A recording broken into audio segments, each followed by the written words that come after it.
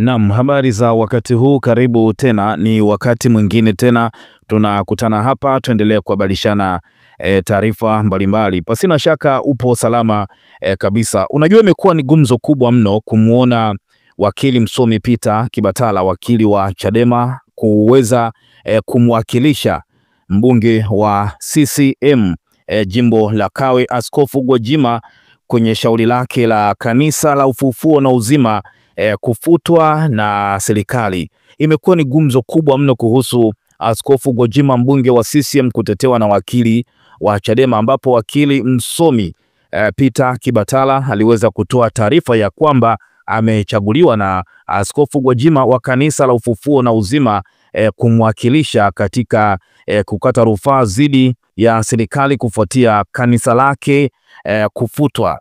Na kama unakumbuka, pia nimeona kwenye mitandao mbalimbali ya kijamii taarifa ya kwamba wakili msomi Peter Kibatala ameeleza ni wapi alipo Askofu Gwajima. Ni kweli kwamba waliwasiliana na akapewa kazi ya kuhakikisha kwamba analiwakilisha kanisa pamoja na Askofu Gwajima, lakini pia pamoja na waumini wa kanisa hilo ambao walikamatwa na jeshi la polisi siku ya juzi. Kwa hiyo kuna video hiyo ambayo ilikuwa inasambaa, umeona ni sauti ya wakili msomi Peter Kibatala akisema ya kwamba yeye ambacho kwa sasa anakifanya na anakizingatia ni kwamba amepata hiyo kazi ya kulisimamia kanisa la Ufufuo na Uzima, lakini pia kumsimamia Gwajima katika hili swala zima la kanisa lake kufungwa. Lakini mahali ambapo alipo Gwajima akasema kabisa kwamba hawezi akataja lakini Gwajima yuko salama. Sasa kwa nini imekuwa ni gumzo kubwa mno kwa wakili msomi Peter Kibatala kuweza kumwakilisha mbunge wa CCM kwenye kesi hii ya kanisa la Ufufuo na Uzima kufungwa? Nitakupa hapa baadhi ya mifano.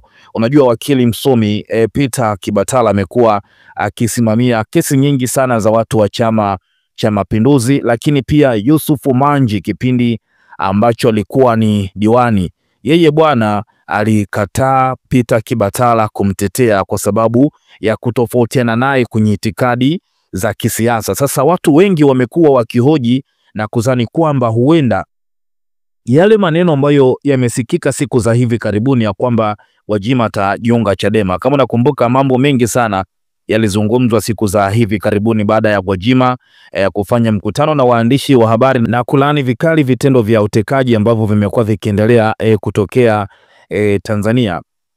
Alipofanya mkutano ule na waandishi wa habari, tumeona sasa kwa upande wa chama cha Chadema, kuanzia makamu mwenyekiti ambaye kwa sasa amekuwa kama kiongozi mkuu wa chama baada ya mwenyekiti wa chama Tundu Lissu yupo gerezani kwa hii kesi ya uhaini, kesi kubwa ambayo inamkabili. Wamekuwa wakiposti sana na kuchambua mno ile presi ya Gwajima.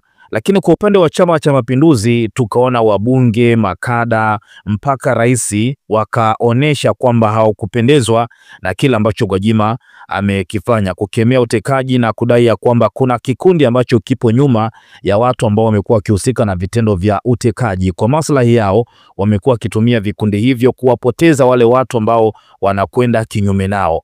Hilo limekuwa ni kosa kubwa mno kwa Gwajima.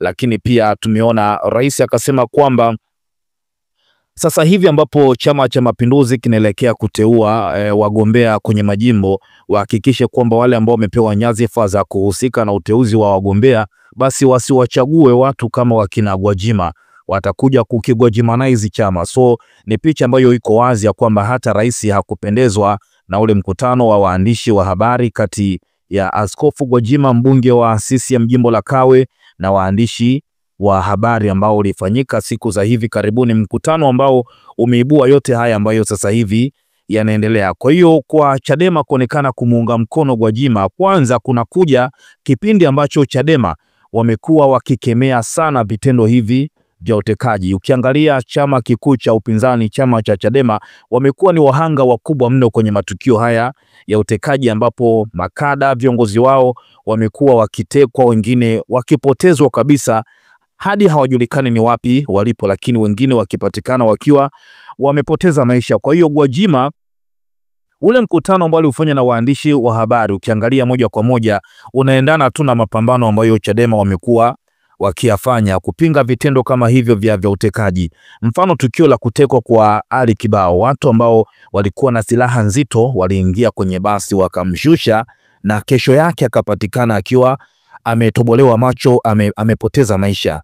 Umeona? Lakini pia tukio la hivi karibuni zaidi la kutekwa kwa mwanaharakati wa haki za binadamu na mwanachama wa chama cha Chadema Mdude Nyagali kule Mbeya. Kule Mbeya Mdude alifuatwa nyumbani kwake na watu ambao walijitambulisha kama ni askari wa jeshi la polisi, si ndio? Lakini wakampiga, wakavunja mlango, damu nyingi sana ilimwagika. Wakaondoka na Mdude, mpaka leo haijulikani ni wapi Mdude alipo, lakini jeshi la polisi Mbeya wakakana kwamba wao hawajahusika, na wao pia wanafanya uchunguzi kuwabaini waliohusika na tukio hilo. Lakini kama nakumbuka pia hapa juzi, wakati ndo siku ya kwanza mwenyekiti wa chama cha Chadema Tundu Lissu alivyokuwa anapelekwa mahakamani pale Kisutu, na mahakama ikatangaza kwamba kesi itakuwa ni kwa njia ya mtandao, kwa hiyo watu hawaruhusiwi kwenda mahakamani. Kilichokuja kutokea ni kwamba viongozi wa Chadema, kama nakumbuka, mpaka John Heche makamu mwenyekiti alikamatwa, katibu mkuu John Mnyika alikamatwa, na viongozi wengine wakina Twaha Moipaya, wakina John Pambalu walikamatwa, wakapigwa, wakavunjwa. Mpaka leo hii tunapozungumza ni kwamba John Pambalu anatembelea magongo, hawezi kutembea kawaida. Lakini pia wengi walipigwa, walizalilishwa, wengine wakang'atwa na mbwa. Lakini jeshi la polisi kanda maalum ya Dar es Salaam likasema wao hawahusiki. Kama nakumbuka, John Mnyika akaita presi na kuonyesha waziwazi namna ambavyo watu walikuwa kikamatwa, kwa sababu matukio yale yalikuwa yanarekodiwa mpaka na waandishi wa habari. Kwa hiyo ni kitu ambacho kilikuwa wazi. Sasa swali ni kwamba kama polisi wanasema hawakuhusika, wale ambao walikuwa wanawakamata pale watu mahakamani, waliwakamata wakina Twaha Moipaya, wakawapeleka, wakawapiga, wakawatupa huko mapolini, mabwepande huko, ni wakina nani?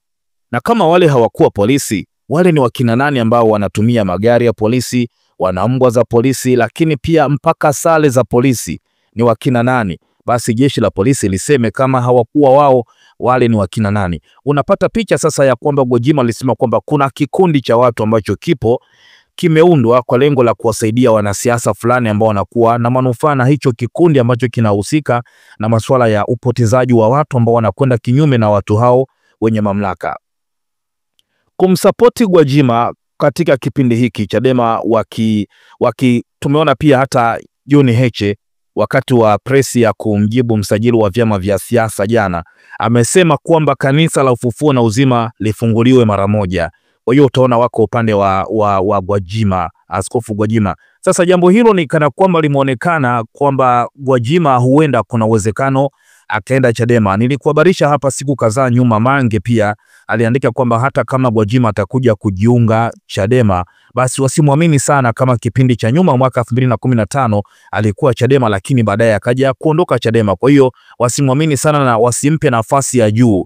Wengi wanasema kwamba atakuja atagombea urais kwenye uchaguzi, lakini tunasubiria kuona, kwa sababu Chadema wamesema kama hakuna mabadiliko basi uchaguzi hautafanyika. Kwa hiyo lolote linaweza likatokea, na kama Gwajima atajiunga Chadema pia lolote linaweza likatokea. Sasa kubwa ni kwamba Kibatala kumsimamia Gwajima imekuwa ni gumzo. Watu wanahoji kwamba inawezekanaje mtu ambaye amekuwa ni wakili kiongozi kwenye kesi nyingi za chama cha Chadema kwa miaka 15, wakili Peter Kibatala anakuja kumsimamia mbunge wa Chama cha Mapinduzi. Nitakupa mfano kwamba Kibatala ambaye kipindi cha nyuma alikuwa ni mkurugenzi wa sheria Chadema, lakini kwa sasa amekuwa sio mkurugenzi wa sheria, lakini amekuwa ni wakili kiongozi kwenye kesi nyingi za Chadema. Kwa mfano hii kesi ya Tundu Lissu ambayo inaendelea sasa hivi ni kwamba Kibatala ni wakili kiongozi.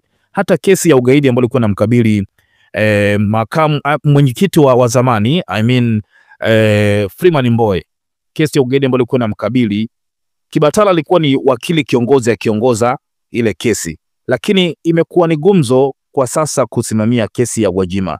Sio jambo la ajabu sana, na hii sio tiketi ya kwamba basi Gwajima amekuwa ni Chadema. Wengine wanasema kwamba Gwajima juzi amesema kwamba anafanya maombi ya siku 7 kufunga kumuombea Tundu Lissu.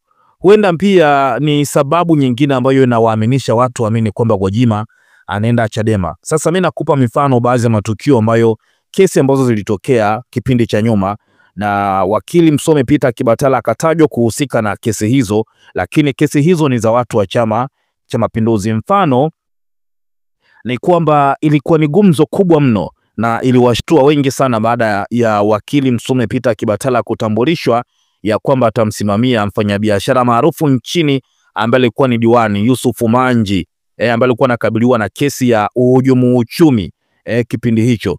Baada ya jina la Peter Kibatala kutajwa, ilikuwa ni gumzo kubwa mno, lakini Yusuf Manji akaja kumkataa wakili msomi Peter Kibatala, na sababu kubwa ya kumkataa ni kutofautiana naye kwa itikadi za kisiasa, ambapo Manji alitoa dukuduku lake hilo katika mahakama kuu kanda ya Dar es Salaam kabla ya kuanza kwa usikilizwaji wa maombi yake ya dhamana, akieleza kushangazwa kwake na kitendo cha kuwakilishwa na wakili ambaye ni mfuasi wa Chadema ili hali yeye ni kada wa CCM.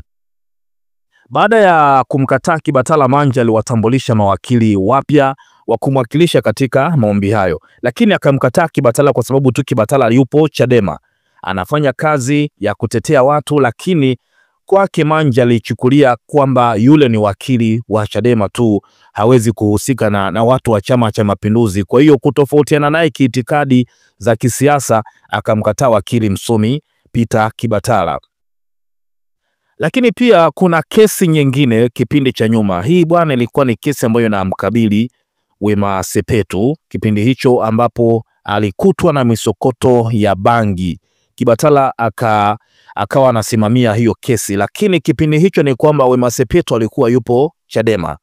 Wema Sepetu alikuwa yupo Chadema, na baada tu ya Wema Sepetu kuondoka Chadema na kujiunga na Chama cha Mapinduzi, Wema akabadili wakili wa kumsimamia katika kesi hiyo, ndipo akaja Albert Msando kumsimamia Wema Sepetu, lakini awali ilikuwa ni wakili msomi Peter Kibatala, na Kibatala akaiandikia barua mahakama ya hakimu mkazi Kisutu akiomba kujitoa kumwakilisha msanii wa filamu nchini Wema Sepetu, na hii ilikuwa ni kipindi ambacho Wema alikutwa na misokoto ya bangi, tuseme dawa za kulevya, kesi ambayo ilikuwa inamkabili kipindi hicho, na Kibatala akaamua kujitoa kwenye kesi hiyo, na mahakama ikapokea barua hiyo kutoka kwa wakili Albert Msando kuomba kumwakilisha Wema katika kesi hiyo, na kwamba aliomba apewe muda kidogo kupitia jalada hilo kabla ya kuendelea na kesi. Kwa hiyo Kibatala akatoka akaingia Albert Msando. Sasa Wema alikuwa ameondoka Chadema, amerudi Chama cha Mapinduzi.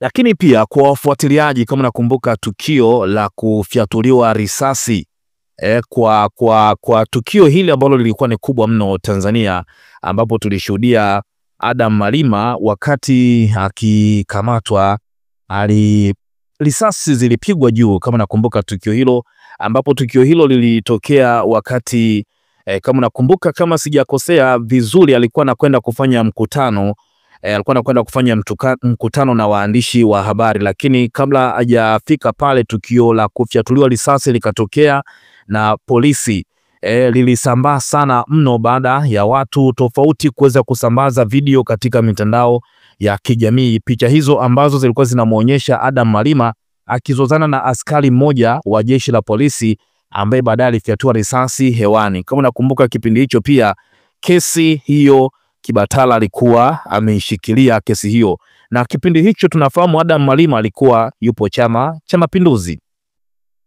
Hili lilikuwa ni tukio kubwa mno, kama nakumbuka kwa wale ambao wanafuatilia haya mambo. Risasi zilipigwa hewani, yani papa.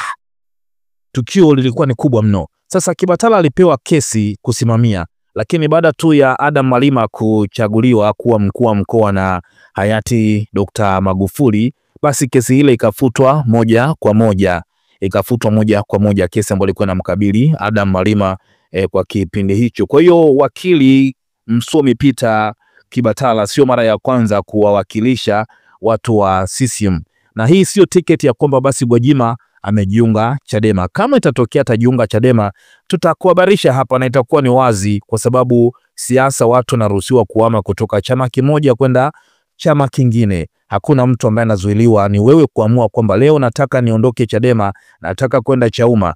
leo nataka kuondoka CCM, nataka kwenda Chadema. Inawezekana kabisa, na tusubirie kuona nini ambacho kitajiri kwenye hii kesi ambayo Kibatala amepewa dhamana ya kusimamia Kanisa la Ufufuo na Uzima, lakini pia kumsimamia Askofu Gwajima. Ni jaribu tu kukuhabarisha hapa katika kila ambacho alikiandika Kibatala. Moja kwa moja ukiangalia kuna makosa ambayo yalifanyika kwenye ile barua ya kulifuta Kanisa la Ufufuo na Uzima.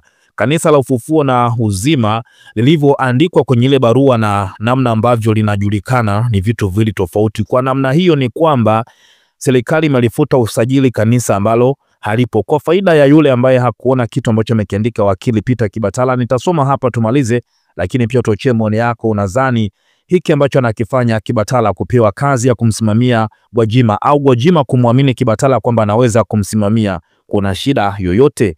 Kwenye mitandao mbalimbali ya kijamii nimeona watu wengi mno wana comment. Tutapitia baadhi ya maoni ya watu ambao wametoa maoni yao, lakini ni kwamba aliandika wakili msomi Peter Kibatala kwamba nimepewa maelekezo rasmi na kanisa la The Glory of Christ Tanzania Church ambalo linajulikana kama Kanisa la Ufufuo na Uzima linaloongozwa na Askofu Josephat Gwajima kutekeleza majukumu yangu kama wakili wake na kuwakilisha kisheria viongozi wake pamoja na waumini wake katika kudai haki yao ya kuabudu. Haki hiyo inadaiwa kufutwa na msajili wa jumuiya na vyama vya kiraia wa Wizara ya Mambo ya Ndani, jambo linalodaiwa kufanyika chini ya sheria ya vyama sura ya 337. Jambo la kwanza, nitaongea na vyombo vya habari hivi karibuni kuhusu masuala yote ya kisheria yanayohusiana na tukio hili la huzuni kubwa, na nitawajulisha hatua zote za kisheria zitakazochukuliwa ili kupinga kile ambacho wateja wangu wanaona kuwa ni dhuluma ya kisheria inayowakandamiza katika swala zima la uhuru wa haki yao ya kuabudu. Jambo la pili, baadhi ya wateja wangu ambao walikusanyika kwa ibada walikamatwa usiku wa tarehe 2 Juni 2025 na kwa sasa wanaendelea kushikiliwa katika kituo cha polisi cha Oysterbay, mkoa wa polisi Kinondoni, Dar es Salaam. Nimetuma mawakili kutoka ofisi yangu ili kutoa msaada wa kisheria. Tutawatetea watu hawa kwa imani, kwa uwezo wetu wote. Jambo la tatu, tumeshachukua hatua za kisheria za awali na tunaendelea kuchukua hatua zaidi na kushughulikia swala hili kwa uangalifu. Jambo la nne, tunafahamu kauli kadhaa zilizotolewa na maafisa wawili wa serikali zinazokiuka haki na ustawi wa kisheria na kidini wa mteja wangu. Kama nilivyoeleza hapo juu, nitatoa majibu sahihi kuhusu kauli hizo hivi karibuni. Na jambo la mwisho na la tano, hatufahamu lolote kuhusu kanisa la The Glory of Christ Church linalodaiwa kufungwa. Wateja wangu wanajulikana kama The Glory of Christ Church. Jambo la tano, anasema hatufahamu lolote kuhusu kanisa la The Glory of Christ Church linalodaiwa kufungwa. Wateja wangu wanajulikana kama The Glory of Christ Tanzania Church. Hivyo basi nyaraka zote zinazozunguka nje zenye jina la Glory of Christ Church haziwahusu wateja wangu. Ni vyema aulizwe mwandishi wa nyaraka hizo ili zifikishwe kwa kanisa husika, maana amekosea address na kuzielekeza kwa wateja wangu, kwa sababu jina ambalo limeandikwa kwenye barua hizo sio jina la wateja wake. Kwa hiyo tusubirie kuona hatua zaidi zikichukuliwa. Sasa kitendo hiki cha Kibatala kumwakilisha Gwajima, mbunge wa CCM, huyu wa kwanza ametoa maoni yake, anasema Kibatala ni wakili wa haki na wadai haki, hivyo acha mtetee Gwajima. Lakini pia mwingine anasema kwamba kwanza msimwite na kutaja jina la wakili Msomi Kiboyaboya, sio wakili Kibatala, tumuite wakili Msomi Kibatala, toa tena kwa sauti yako kwa uzito. Asante sana. Lakini pia mwingine akasema kwamba Kibatala ni wakili wa kujitegemea na nyie, mtu yeyote ambaye anadhulumiwa haki anaweza kumlipa afanye kazi. Lakini pia mwingine akasema kwamba sasa huyu kitu ambacho kinaendelea ni kwamba Kibatala ni wakili wa taasisi, sio wakili wa Gwajima. Na mwingine akasema kwamba Kibatala ni kazi yake. Lakini pia mwingine akasema kwamba ni ukweli kwamba walio ndani ya CCM wanajua kabisa hakuna haki ya kweli na wanaangalia wakili ambaye anasimamia haki kwa moyo wake wote na akili zake zote na hayumbishwi na serikali, tofauti na mawakili ambao serikali kitia mkono unakuta wakili anajitoa. Mfano, Manji alishazungumza juu ya simu moja tu toka juu, habari imeisha. nadhani rais ni kama alimhukumu Gwajima moja kwa moja. Ile ilikuwa lugha ya picha kwamba wamchukulie hatua. Kwa hiyo ni wazi pia kwamba huenda wangechukuliwa mawakili ambao ni kutoka Chama cha Mapinduzi, wasingeweza kumsaidia Gwajima. Tuachie maoni yako na wewe pia, lakini niseme kwa taarifa zaidi hakikisha tu ya kwamba unakaa karibu nasi ili tuweze kujifunza na kuhabarika kwa vitu vingi mno ambavyo vimekuwa vikiendelea kutokea kipindi hiki kuelekea uchaguzi mkuu kubwa. Endelea kukaa karibu nasi kwa taarifa mbalimbali.